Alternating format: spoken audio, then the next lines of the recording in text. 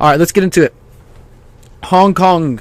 This is an update on what's been going on in Hong Kong, because we know that there's been protests happening for months now. Let me see if I can show you guys really quickly. I did one report on this a couple months back. I've been following the scenes, and I know that Luke from We Are Change, he went out there, and other people have kind of been keeping up, because I don't like to report too much on international news without some sort of connection. Like, if I can't talk to a local, then it's just basically like I'm some dude on the internet from the other side of the world talking about, you know, what I have no idea about from some other culture, you know, and that's some of that's inevitable, you know, unless we're on the ground and grew up and are surrounded by the culture. It can be difficult to really understand what's taking place. But there are some things that we need to pull apart and really think about when we're talking about this Hong Kong situation, because as I've covered in recent videos, we've talked about the coup in Venezuela, we've talked about the coup in Bolivia, we've talked about the CIA potentially being involved in these unrest going on in Iran. So we know that the intelligence agencies have a bad habit of doing this. And like I said, here you say then they come for Bolivia. And then we did this one. I don't remember when I did this originally, but it's called There's Something Wrong with the Hong Kong Protests. And what I was basically saying in that video is that, for one, if you look up the guy Joshua Wong, who's a young man who's kind of being credited with being a leader of this movement, he has connections to the Western world, you know, going to school in the West. I don't know if it's the U.S., I think it was in the U.K., but that's often how some people are trained by Western agencies, by Western NGOs, and there's even like outright discussions about it. He's been accused of being involved with the CIA. He talks about it. Like, I have some links here. Go check out that video if you haven't. I don't want to repeat too much of it, but there's definitely reasons to be skeptical of these protests in China. That's not to undermine and to say, oh, every citizen on the street is, you know, being paid by George Soros or some bullshit like that. What I'm saying is that the genuine people who are sick of Chinese government shit and who are stepping up, they might not realize that the people who are guiding it have ulterior motives, and it might be the Western government trying to incite movements over there to undermine the Chinese government. And you better believe that the Chinese government, the Russians and Israelis and other governments who want to undermine U.S. sovereignty and U.S. stability would fund protest movements here. And in fact, that's kind of what I think is going on. I think a lot of this alt-right, Antifa, you know, this kind of culture war that's being created, I do believe it's being created by intelligence agencies, and I've talked about that in other videos. So, all right, let's get to the point here. Hong Kong police arrest 4 alleged financiers of the protest movement. Turns out the protest movement is being funded by some various mysterious organizations that nobody knows anything about. On Thursday, police in Hong Kong announced the arrest of several individuals whom they described as leaders of the Hong Kong protest movement.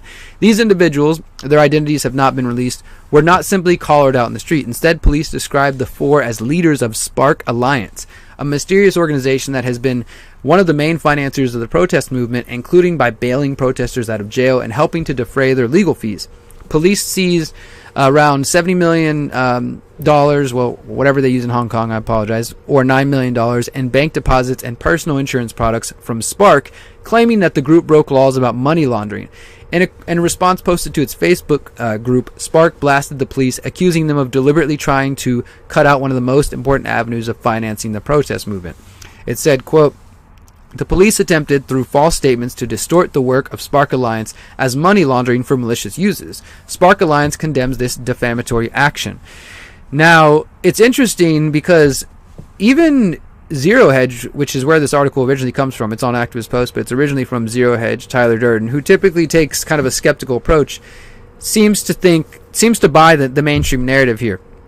And the mainstream narrative is, according to Bloomberg and others, that there are wealthy folks, the middle class and higher in China or in Hong Kong and maybe in China elsewhere, who are funding these protests because although they're not young and they're not willing to be on the streets, they want to fund it. So they've created Spark Alliance and these different groups to fund these protest movements, to get them food, you know, lodging, just all the shit that it takes to go out and be a protester on the street and to basically live on the streets. And if you get arrested, to know that you're going to get out, it does take money.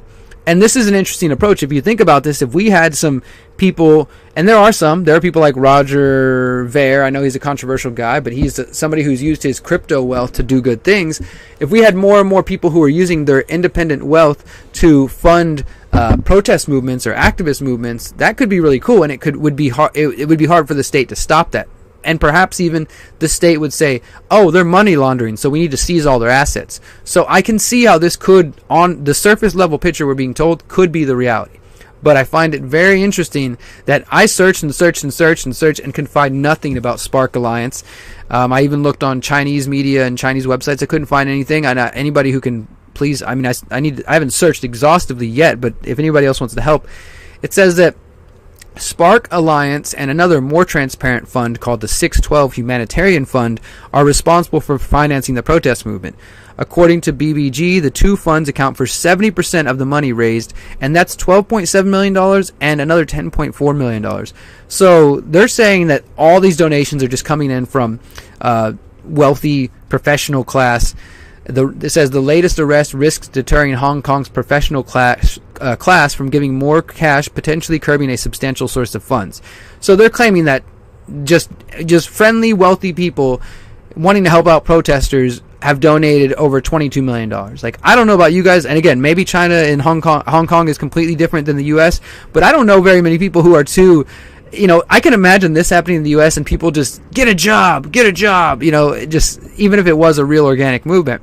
I don't know too many people who are just so happy to give away millions of dollars to protesters. And again, maybe it's because things have gotten so fucked up in Hong Kong, and they did, the extradition law that was put forth, which was, kind of seen as the whole thing that sparked this.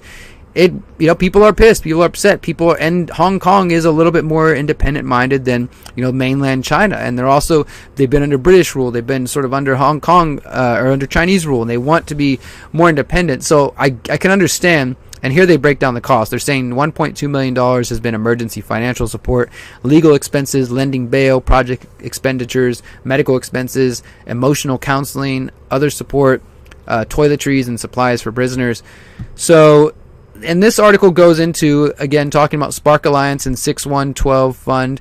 And they did interview one person, I think, who is a 6112 fund trustee, who said the group is, quote, supported by members of the public that are incensed by what is being done by police and government. The movement is ongoing, and we are using the funds for the stated purpose of humanitarian aid. We don't have any obligation to spend all the money immediately.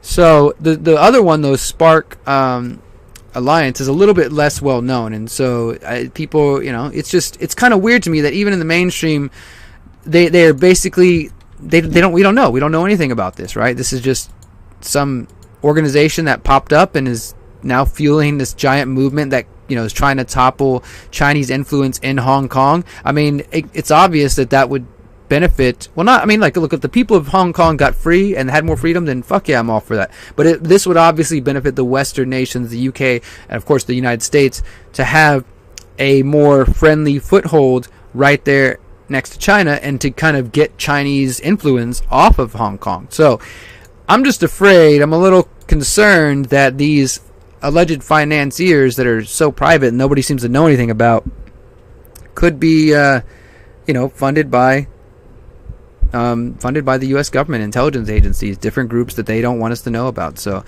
again, I recommend, I'll put these links in the show notes real quick, and I also recommend going back and watching this video from June earlier this year. There's something wrong with the Hong Kong protests. I definitely want you to check that out. Hey friends, this is Derrick Broze. Thank you guys for watching the video you just saw. I hope you appreciated it. If you want to like, follow, subscribe, and share, it is so important for us to continue reaching new people, especially as we enter the 2020s and it's getting harder and harder to reach people. So it's up to you to share this content. If you liked it, please do that. And also, if you want to go the extra mile, I'm going to invite you to invest in my upcoming documentary, The 5G Trojan Horse, which will be released mid-January. We are currently editing it right now, and as all my documentaries, they are completely crowdfunded and supported by people like you. So if you value the work I do, if you want us to be able to wake more people up to the problems associated with 5G and the smart grid, then please consider making a one-time donation to our 5G Trojan Horse documentary crowdfunding campaign, or joining us via Patreon or Subscribestar. Until next time, guys, thank you.